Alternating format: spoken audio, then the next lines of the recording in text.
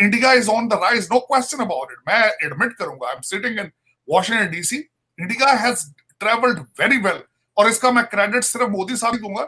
I have studied them in detail and I think it's a wonderful model to study in the subcontinent। Doctor साहब अब ले देखिए लेते England हैं। में आपको खबर मिलती है कि जी पाकिस्तानी निजात, भारतीय निजात यहाँ पहुंचे थे, इतने साल पहले पहुंचे अमेरिका से, आपको अमेरिकन ड्रीम वाली बात, इतने साल पहले पहुंचे थे, मेहनत की, आगे गए। मतलब महज़ब मुल्कों में नीचे से लोग ऊपर उठ के आ जाते हैं। मैं समझता हूं मोदी साहब ने took a very brave decision to come for the Nawaz Sharif time. Pakistan miss the opportunity.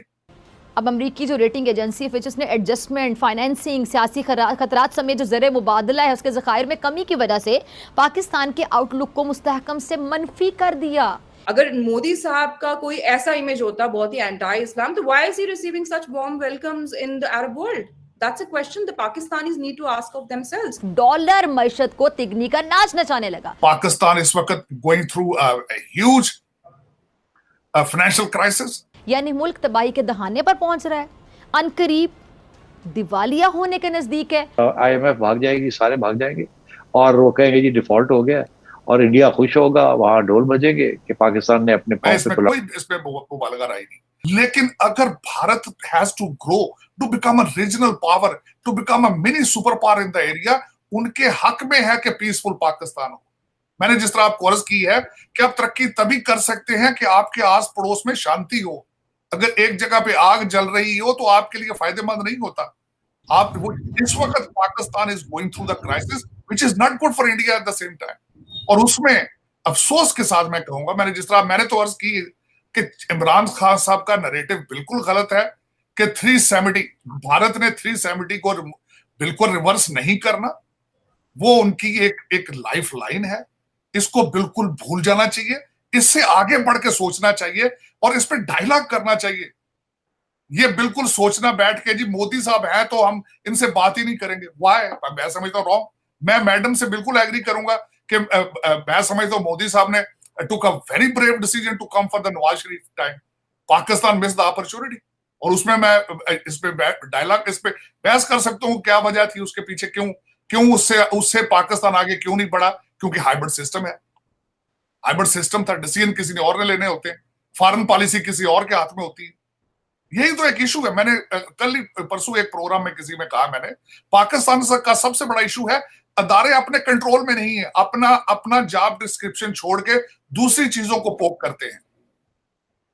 अदलिया में भी सियासत है, फौज में भी सियासत, हर जगह में सियासत है। यही एक पाकिस्तान का एक नाइटमेयर है। जो इंडिया है वो इस वक्त कंप्लीटली एन अमेरिकन ग्रुप है, और पाकिस्तान जो है वो किसी ग्रुप में भी नहीं है इस वक्त। उन्होंने चाइना के ग्रुप में जाने की कोशिश की, उनको 26 करोड़ 26 बिलियन डॉलर अभी तक चाइनीज को भूलते नहीं है, अपनी बातों पे खड़े नहीं, क्योंकि पाकिस्तान के अंदर कोई एक प्रॉब्लम नहीं है।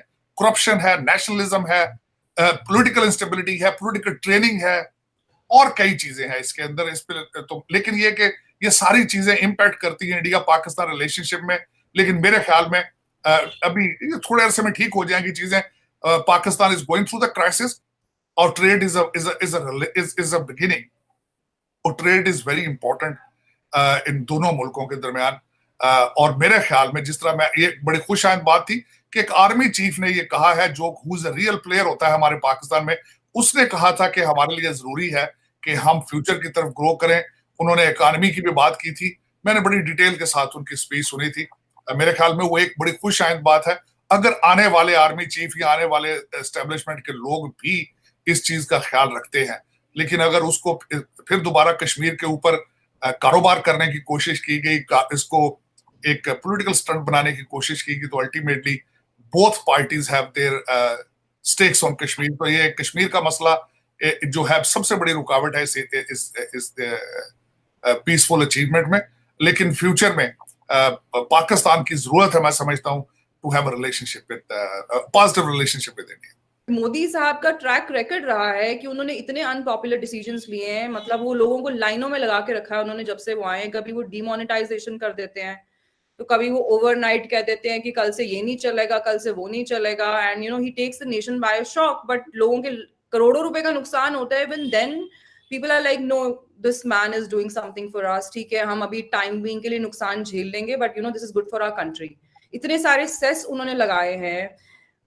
लोग उनको बुरा नहीं लग रहा है वो पे करने में. Somehow, you know, you can see this feeling in India. आप इसको miracle बोले, इसको आप जालसाजी बोले, आप उसको कुछ भी बोले, but the fact is that he is extremely popular. And in India, there is civil supremacy. आप कह सकते हैं वो you know मजहबी लीडर है जो भी हैं, but I will judge him by what he speaks on the international stage.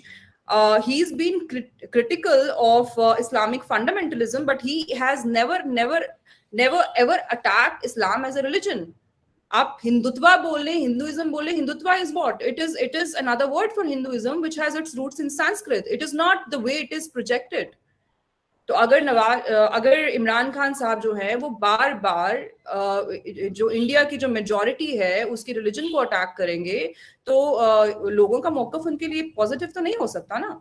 अगर मोदी साहब का कोई ऐसा इमेज होता बहुत ही एंटी इस्लाम, तो why is he receiving such warm welcomes in the Arab world? That's a question the Pakistanis need to ask of themselves. इसका मतलब कि ये जो नोशन है कि मोदी साहब जो हैं बड़े कोई एक्सट्रीमिस्ट हैं, हिंदुत्व फैनाटिक हैं, शायद ये जो नैरेटिव है ये प्रिवेलेंट है. It's been confined to Pakistan now and the rest of the world is not buying it. Because we can clearly see that अगर ऐसा होता तो उनको क्यों ये अरब वर्ल्ड एंटरटेन करता? आप बहुत सारे सवाल है, ये बहुत लंबी डिबेट हो जाएगी. But on the other hand अगर आप बात कर रहे हैं कि पाकिस्तान में कोई इस तरह की बात बोलेगा और फिर वो जब ये बात तो ऑलमोस्ट क्लोज हो गई थी. When Pervez Musharraf came here he said okay let me go back and get back to you. When we were speaking about sealing the status quo. So I don't think in Pakistan any political leader, whether it is from the Sharif family, which is seen as a friendly family to India, because they're not